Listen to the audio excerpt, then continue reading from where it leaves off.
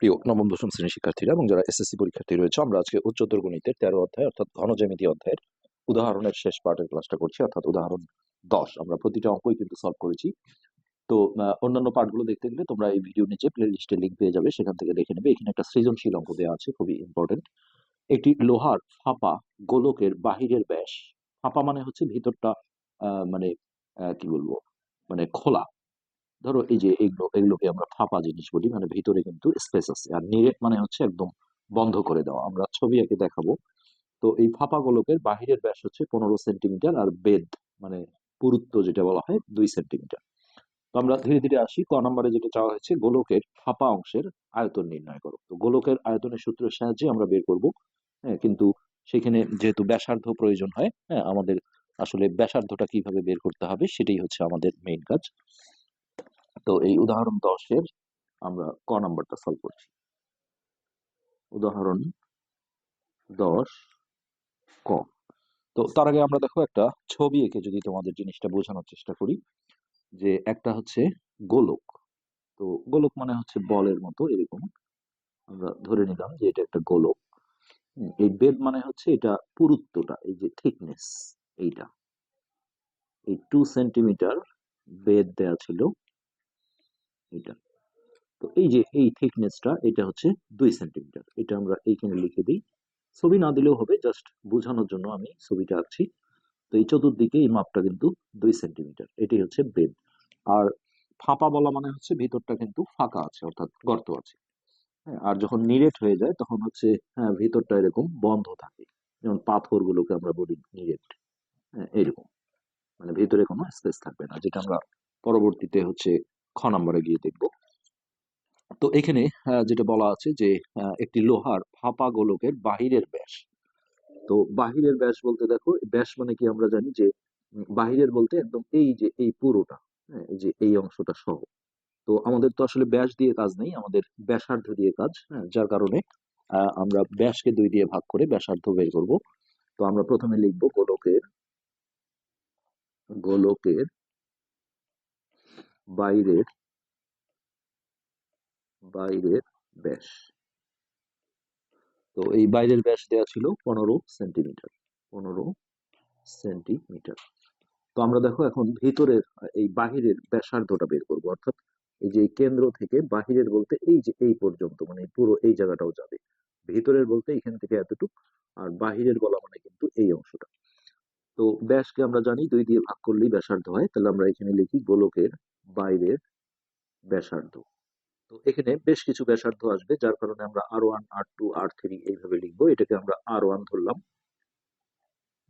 তাহলে এটা হচ্ছে এই ব্যাসকে আমরা 2 দিয়ে ভাগ করে দিলাম, অর্ধেক করে দিলে এটা ব্যাসার্ধ হয়ে যায়। তাহলে এটা হবে 7.5 সেন্টিমিটার। ওকে, এখন আমরা প্রথম পার্টে যে তোমাদের সবগুলো সূত্র দেখিয়েছিলাম সেইখান থেকে গোলকের, গোলকের যে আমরা সূত্র দেখেছিলাম, সেই গোলকের আয়তনের সূত্র এই যে 4/3 পাই r কিউব। এই যে আরটা প্রয়োজন হবে। তো এখন দেখো আমরা আসলে কোন আয়তনটা বের করব। তো কোশ্চেনে তোমার বলা হয়েছে যে গোলকের ফাঁপা অংশের আয়তন। ফাঁপা অংশ বলতে কিন্তু এই যে ভিতরের যে এই অংশটা আছে এইটার আয়তন চাওয়া হয়েছে। অর্থাৎ তাহলে এই যে আমরা যে সূত্রটা দেখলাম, হ্যাঁ, এখনই যে আমরা সূত্রটা দেখলাম সেটা হচ্ছে 4/3 পাই r কিউব। তাহলে আমরা এখন আর নেব হচ্ছে এই যে ভিতরের যে ব্যাসার্ধটা, হ্যাঁ, এইটা আমাদের দরকার হবে। তো এইটা আমরা যে ব্যাসার্ধ পেয়েছি এটা কিন্তু বাহিরে। হ্যাঁ, বাহিরের বলতে দেখো এই যে এইখান থেকে এই এতটুকু অংশ, এই পুরোটা হচ্ছে 7.5। তো ভিতরের বলতে কিন্তু এই কেন্দ্র থেকে দেখো এই যে এই বৃত্তটা আছে তার পরিধি পর্যন্ত, অর্থাৎ এতটুকু অংশ। তো এই যে এইটুক মাপ কিন্তু 2, তাহলে এই 7.5 থেকে আমি যদি 2 কমিয়ে দিই, বিয়োগ করি, তাহলে কিন্তু এই ফাঁপা অংশ বা ভিতরের অংশটার ব্যাসার্ধ পাবো। যেটা আসলে এই ছবিতে আমি একটু এরকম বোল্ড করে মোটা করে দেখাচ্ছি যে এটা। তো সেইটা আমাদের এখন বের করতে হবে। তো এটাকে আমরা বলি যে ভিতরের, এটাকে আমরা বলবো ফাঁপা অংশ। হ্যাঁ, ভিতরের ব্যাসার্ধ। তো এটাকে আলাদা করার জন্য আমি R2 দিয়ে বলছি। তো ওই বাহিরের ব্যাসার্ধ যেটা ছিল 7.5, এইখান থেকে আমাকে 2 সেন্টিমিটার মাইনাস করে দিতে হবে এটা। তো এটা বিয়োগ করলে হবে 5.5 সেমি। এখন এই আর্টটা অর্থাৎ এই ব্যাসার্ধটাকে কাজে লাগিয়ে আমরা যদি আয়তন বের করি, তাহলে এটাই হবে এই ফাঁপা অংশ বা ভিতরের অংশটার আয়তন। তো আমরা এইভাবে লিখি, গোলকের আয়তন, এটা হচ্ছে সূত্রটা লিখছি, আমরা জানি দিয়ে লিখবা তোমরা, হচ্ছে 4/3 পাই আর কিউব। তো এখন দেখো এখানে আমরা বলি যে ফাঁপা ফাঁপা অংশের আয়তন, অথবা ভিতরের বলতে পারি। তাহলে গোলকের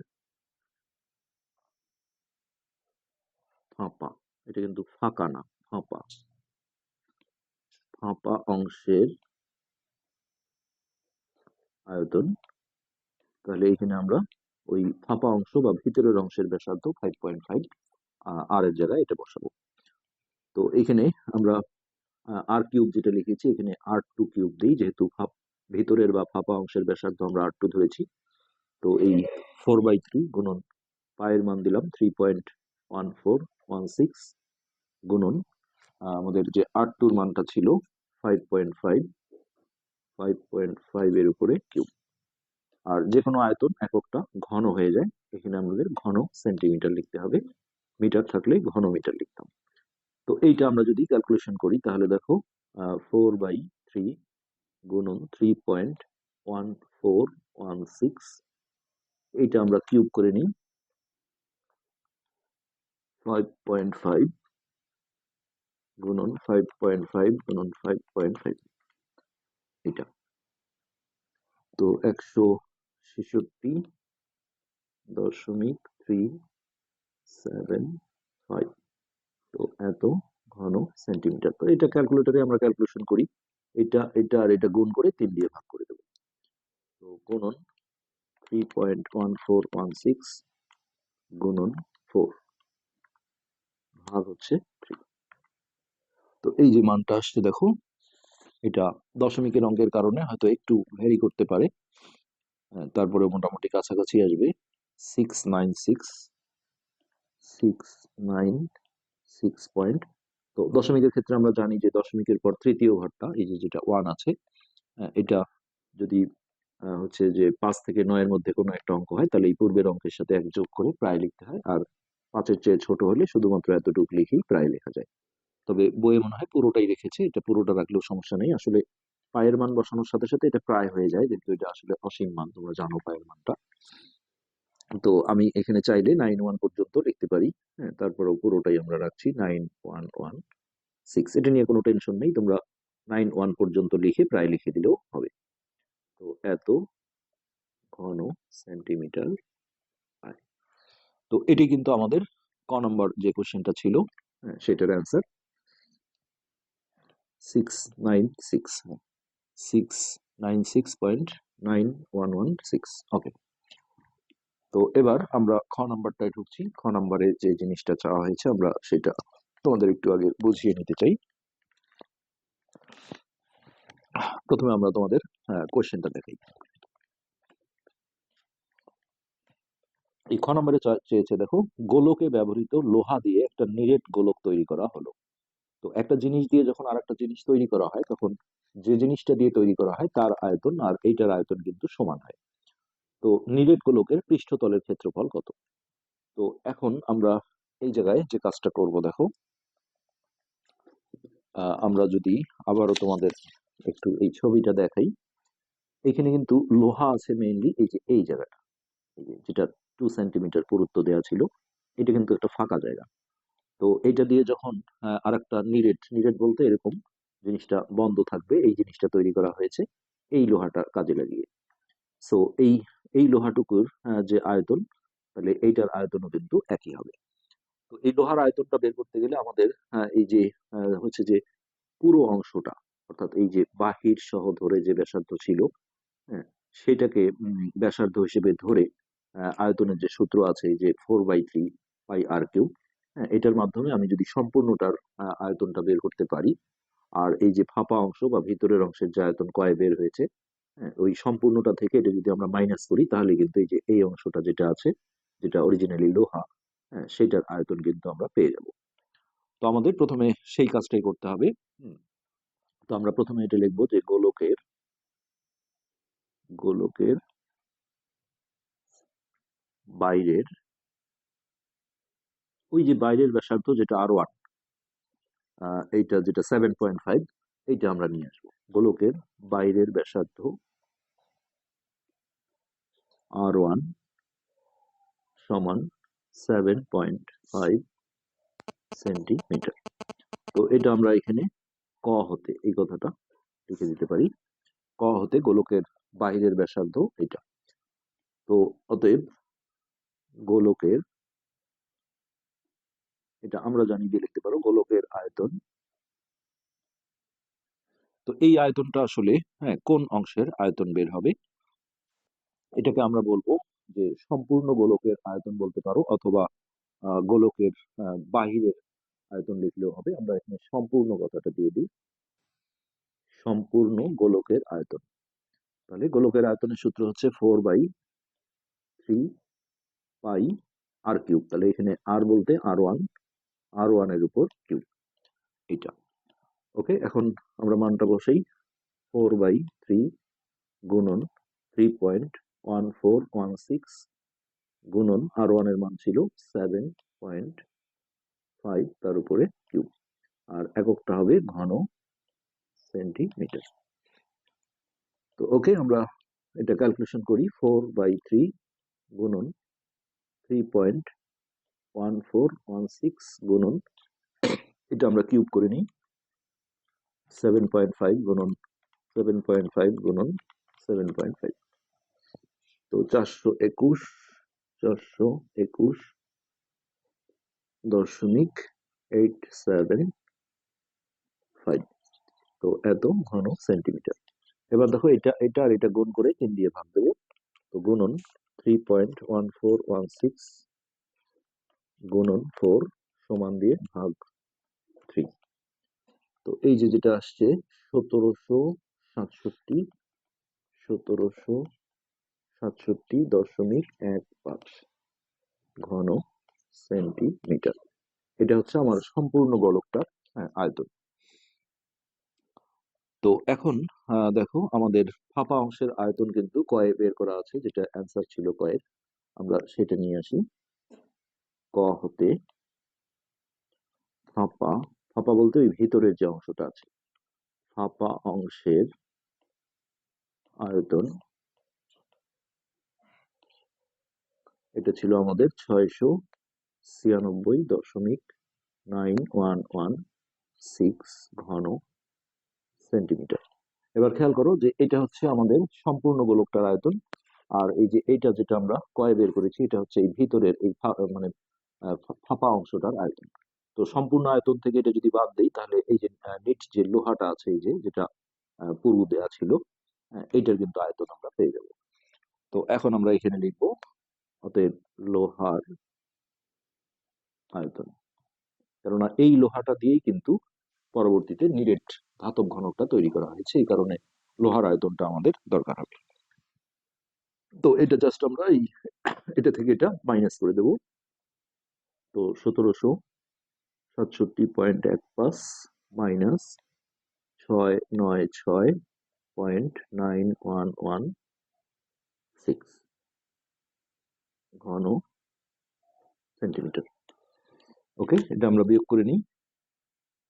1767.15 মাইনাস 696.9116, তো এটা বিয়োগ করে আমরা পাচ্ছি 1070.23। আমরা দশমিকের পর যতগুলো ঘর দেখাচ্ছে আসলে সব নিয়েই করছি, আগে ঘর ছেড়ে দিচ্ছি না। তবে ছেড়ে দিলেও এগুলো কোনো সমস্যা হবে না যদি আমি 2 ঘর নিয়ে করতে চাই। আচ্ছা, তাহলে এইটা বইয়ে যেমন আরো 2384, সমস্যা নেই, আমাদের যে ঘর আসছে আমরা সেটা দিয়ে করবো। তাহলে এত ঘন সেন্টিমিটার।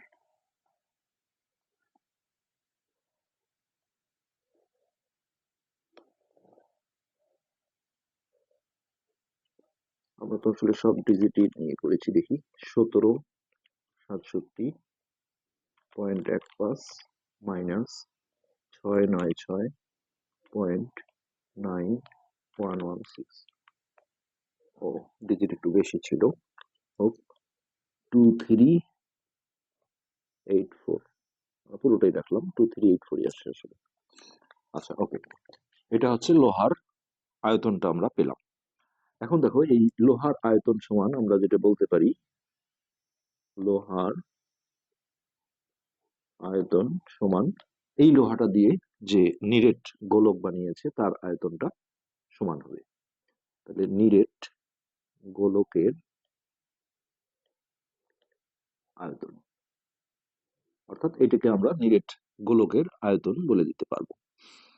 তো এখন আমাদের হচ্ছে যে সেইটার আমাদের এই নিরেট গোলকের আয়তন থেকে আমরা দেখো ব্যাসার্ধটা বের করবো। তাহলে এটাকে R3 ধরি,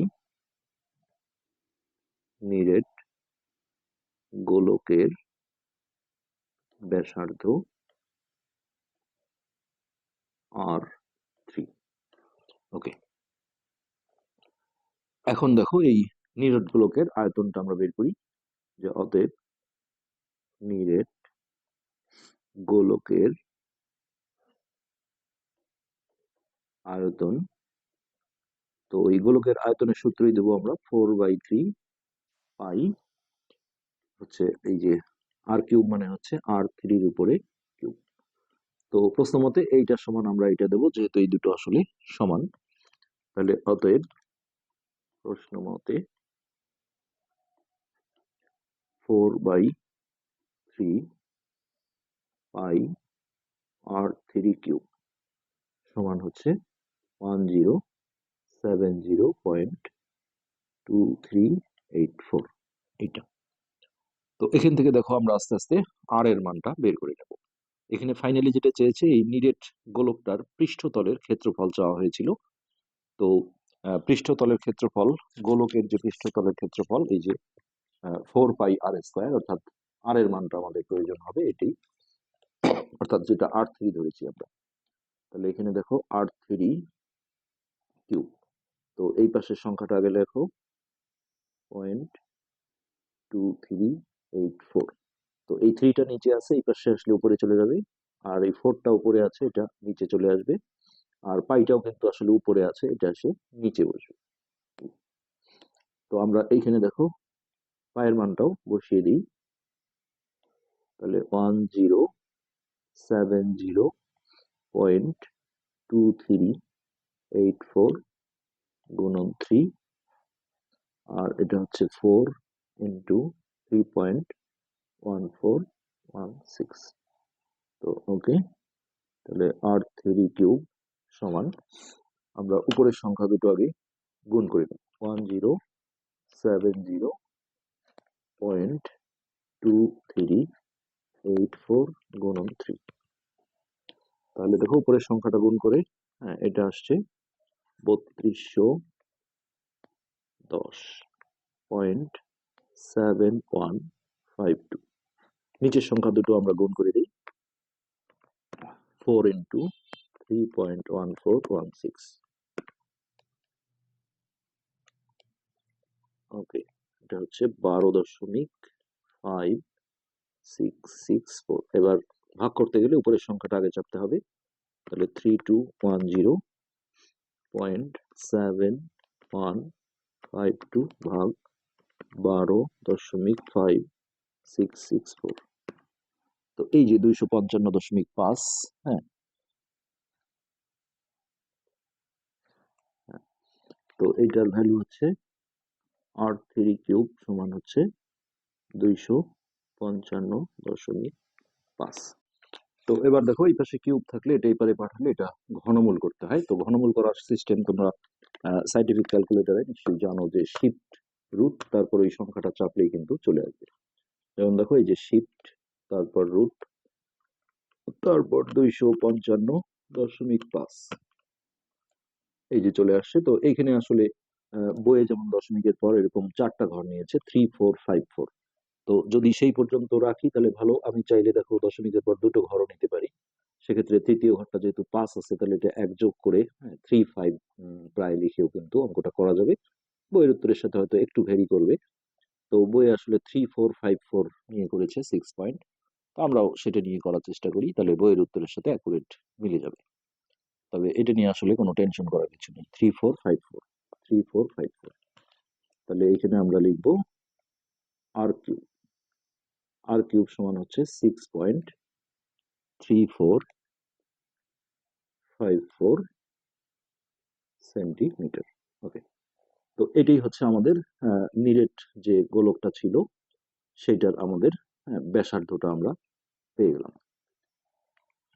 তো এরপরে আমাদের পরবর্তী অংশে আমাদের যেটা করতে হবে,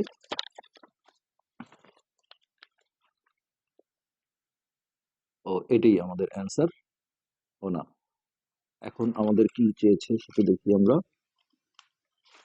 ক্ষয় যেটা চেয়েছিল, গোলকে ব্যবহৃত লোহা দিয়ে নিরেট গোলক তৈরি করে নিরেট গোলকের পৃষ্ঠতলের ক্ষেত্রফল বের করতে হবে। তো এইটার যে পরের অংশটা, তাহলে আমরা সেই পরের অংশটা করি। অতএব নিরেট গোলকের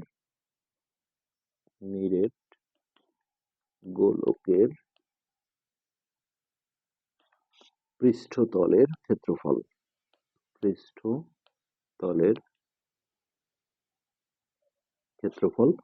তো গোলকের যে পৃষ্ঠতলের ক্ষেত্রফল আছে সেটা ছিল আমাদের 4πr²। তাহলে 4π, এখানে আর বলতে আমরা যেহেতু R3 ধরেছি নিরেট গোলকের ব্যাসার্ধটা, তাহলে এটার উপর স্কোয়ার। তাহলে 4 × পায়ের মান 3.1416 গুণন ওই R3 এর মান যেটা আমরা পেয়েছি 6.34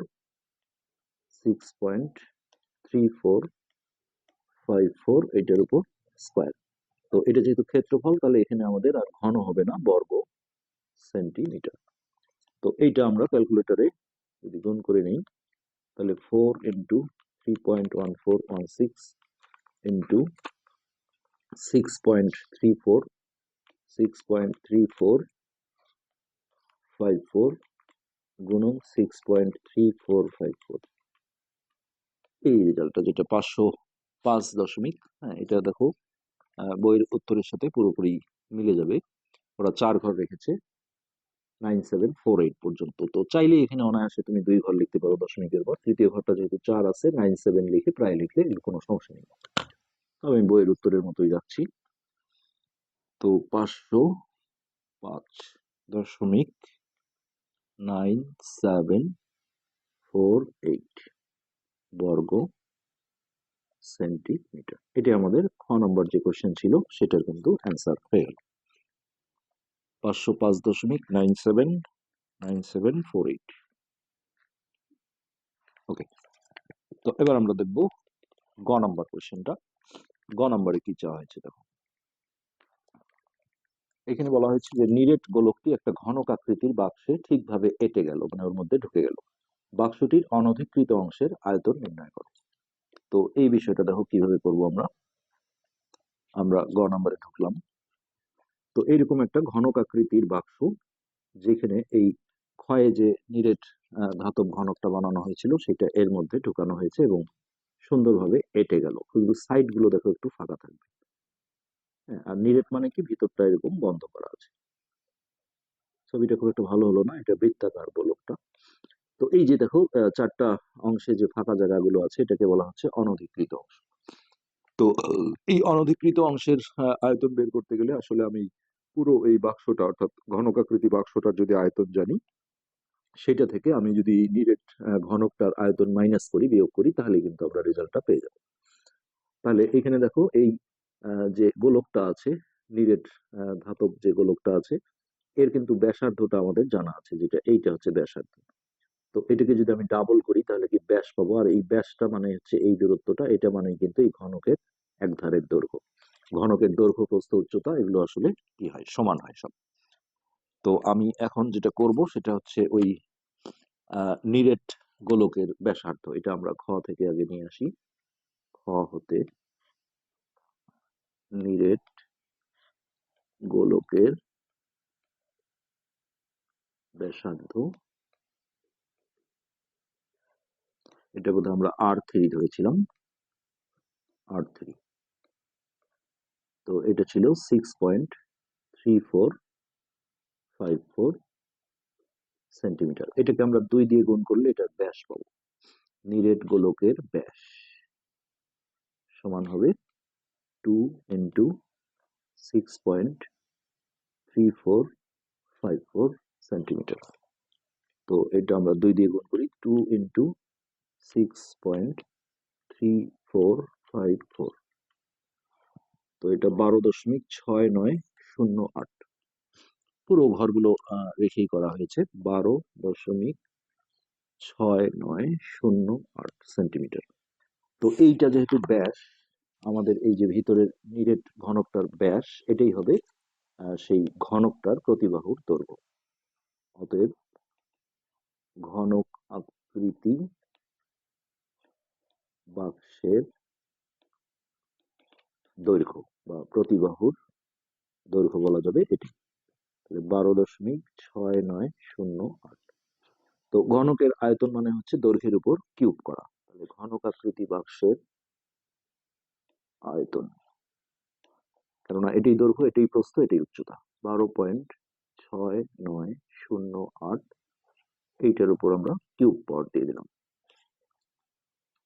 তো এইটা দেখো 12.6908 পাওয়ার 3। তো এই যে মানটা আসছে 2043, আমরা বইয়ের সাথে একটু মিলাই। 2043.9346 এই যে দশমিকের পর দেখো আরো ঘর ছিল, মোটামুটি 4টা ঘর রেখেছে। যত ঘর বেশি রাখা যায় তত অ্যাপ্রোপ্রিয়েট হবে। তো এটা একক হবে ঘন সেন্টিমিটার প্রায়, যেহেতু ঘর ছেড়ে দেওয়া হয়েছে এটা প্রায় লিখতে হবে। এখন আমরা এই নিরেট যে ঘনক গোলকটা আছে তার আয়তন বের করে যদি এটা থেকে এটা মাইনাস করি, তাহলেই কিন্তু আমরা এই অনধিকৃত অংশের আয়তন পেয়ে যাব। তো এইটা আমরা এখন কিভাবে বের করব। তো আমাদের দেখো ক্ষয়ে একটা জিনিস বের করা আছে। এই নিরেট যে গোলকটা আছে তার কিন্তু আমাদের ব্যাসার্ধ, দেখি আমরা একটু ক্ষটা। এই যে দেখো লোহার আয়তন, তাই না? এই লোহার আয়তন, ফাঁপা অংশের আয়তন থেকে আমরা লোহার আয়তনটা বের করেছিলাম। তো এই লোহার আয়তন মানে কিন্তু নিরেট গোলকের আয়তন, যেহেতু ওই লোহাটা দিয়েই নিরেট গোলকটা বানানো হয়েছিল। তাহলে এটাই হচ্ছে সেই নিরেট গোলকটার আয়তন। আমরা খ থেকে দেখো এটা নিয়ে আসবো। খ হতে নিরেট গোলকের আয়তন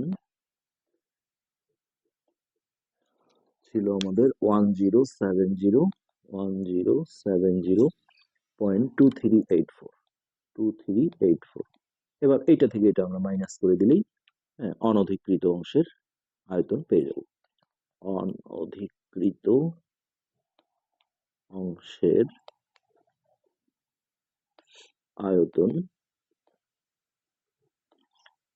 তো ওই যে বড়টা থেকে ছোটটা মাইনাস, 2043.9346 মাইনাস এটা 1070.2384।